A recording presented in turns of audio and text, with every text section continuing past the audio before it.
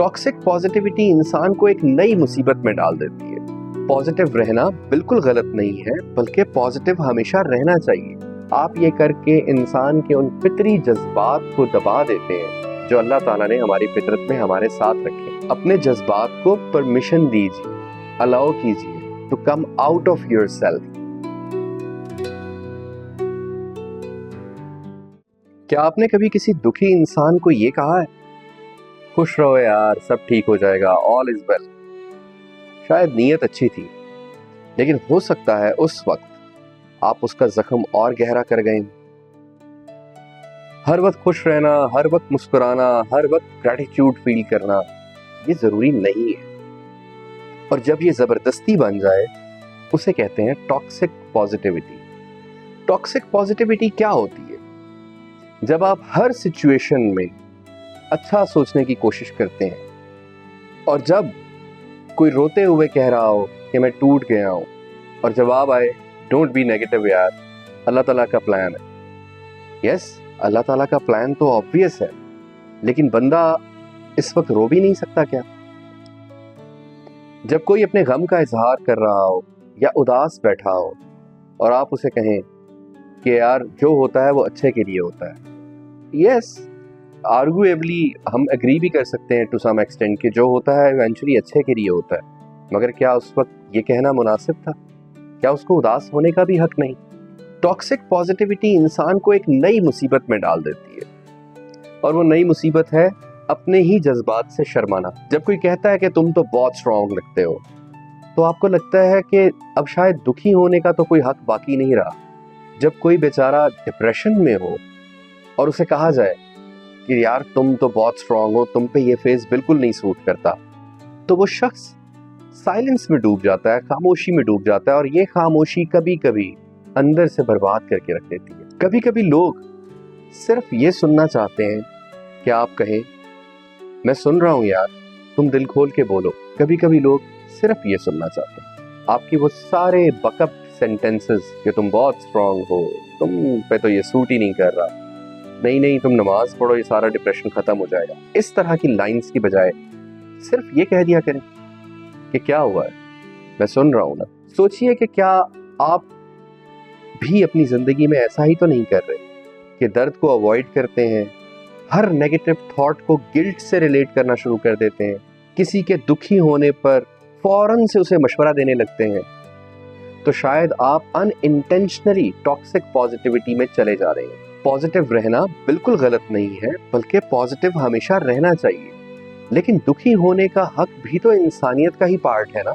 Actually होता क्या है कि हमारी प्रैक्टिकल लाइफ में टॉक्सिक पॉजिटिविटी और सिर्फ पॉजिटिविटी, इन दोनों में बहुत थिन लाइन है।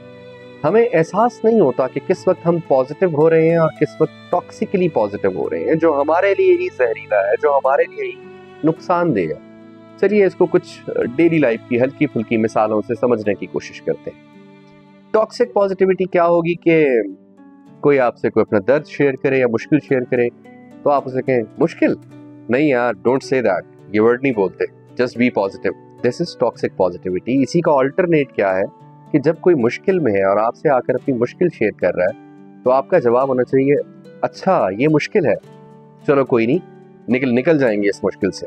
Now this is positivity. Toxic positivity क्या है? तुम ऐसा क्यों फील कर रहे हो? नहीं नहीं तुम बहुत गलत सोच रहे हो, नहीं नहीं focus on the good things only. And positivity क्या है? तुम ऐसा फील कर रहे हो, मैं सुन रहा हूँ यार, हाँ मुझे अंदाजा है कि तुम ठीक नहीं हो, और कोई ऐसी बात नहीं है, इंसान के ऊपर फेजेस आते रहते हैं, इंशाल्लाह इसमें से निकल जाएंगे। आपने इन दोनों में फर्क महसूस किया? सिर्फ मशवरा देना और दूसरे को कहना कि तुम तो स्ट्रांग हो, तुम पे तो ये सूट ही नहीं करता, तुम ऐसे थोड़ी ही अच्छे लगते हो, नहीं नहीं तुम पे तो मुस्कुराहट सूट करती है। आप ये करके इंसान के उन फितरी जज्बात को दबा देते हैं जो अल्लाह ताला ने हमारी फितरत में हमारे साथ रखे। पॉजिटिविटी का ये मतलब हरगिज नहीं है कि आप 24/7 स्माइल करते रहें। उसका मतलब हरगिज ये नहीं है कि आप हर वक्त अपबीट साउंड कर रहे हो, बल्कि इसका मतलब ये होता है कि दर्द में भी आपने अपना हाथ पकड़ना सीखा है, दर्द में भी आपने दूसरों को अपना हाथ पकड़ने दिया है। This is positivity. यकीनन आप चाहते होंगे कि पॉजिटिव रहा जाए और इस टॉक्सिसिटी से बचा जाए, तो इसके लिए कुछ टिप्स हैं। एक, सुनना सीखिए, लिसनिंग सीखिए। हर बात पर हर वक्त मशवरा देना जरूरी नहीं होता। कभी कभी सच में सिर्फ मैं हूं ना कह देना काफी होता है और पावरफुल होता है। नंबर 2, अपने जज्बात को परमिशन दीजिए, अलाउ कीजिए to come out of yourself. अगर रोना आ रहा हो तो रो लीजिए, अल्लाह ताला ने आखिर आंसू भी तो बनाए हैं ना, उनको भी बहना है।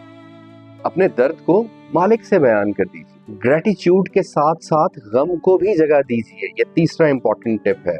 यस, तशक्कुर चाहिए, ग्रेटिट्यूड चाहिए और हर हालत में उसका शुक्र अदा करना चाहिए जो हमें पाल रहा है, मगर उसके साथ साथ गम को भी जगह दे देनी चाहिए। ये दोनों चीजें एक साथ चल सकती हैं। शुक्र भी हो सकता है और दर्द भी हो सकता है। आप उदास भी हो सकते हैं और बाद में मुस्कुरा भी सकते हैं। जरूरी नहीं है कि 24 घंटे एक खास तस्वीर अपने चेहरे पे सजाई रखी जाए। एंड नंबर 4, मेंटल हेल्थ को सीरियस लीजिए, इसको असलियत समझिए। मेंटल हेल्थ उसी तरह जरूरी है जिस तरह आपकी फिजिकल हेल्थ आपके लिए बहुत इंपॉर्टेंट है, और इस मेंटल हेल्थ को सीरियस लेना चाहिए। हर मुस्कुराता चेहरा स्ट्रांग नहीं होता और हर रोता हुआ इंसान कमजोर नहीं होता। जिंदगी कोई मोटिवेशनल वीडियो नहीं है, ये इमोशंस का एक असली सफर है जहां कभी कभी मुस्कुराहट भी थक जाती है। तो अगर आप थके हुए हैं, अगर आप दुखी हैं, कहीं चुभन महसूस हो रही है, एक कसक सी है, कहीं टीस सी उठती महसूस होती है, कभी बेख्वाबी हो जाती है, तो ठीक है, दिस इज ऑल राइट। आपको ठीक फील करने के लिए एक फेक मुस्कुराहट चेहरे पे सजाने की जरूरत नहीं है। आपको सिर्फ असली मरहम चाहिए, जैसे लफ्ज, जैसे किसी का सुनना। मैं हूं दानियाल, लफ्ज मरहम जैसे। अगर आज के अल्फाज आपको ये याद दिलाएं कि मैं जो महसूस कर रहा हूं वो भी वैलिड है, तो कमेंट में लिखिए कि मैं अपने जज्बात के साथ जिंदा हूं। शेयर कीजिए इस वीडियो को उन लोगों के साथ जो मुस्कुरा रहे हैं लेकिन अंदर से दुखी होते हैं, अपने प्यारों के साथ।